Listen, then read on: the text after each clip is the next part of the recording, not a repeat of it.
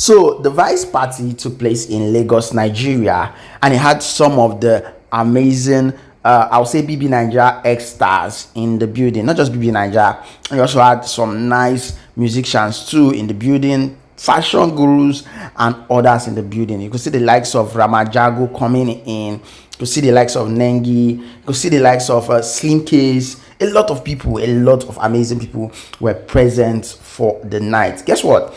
They closed the party with a massive and a sweet, delicious performance from one of the legendary singers, the twin, P Square.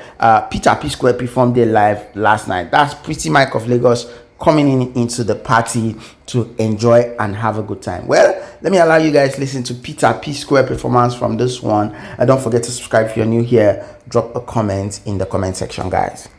So if we think you can say anything, when we came out there was no social media, right? So I don't say to that, Papa.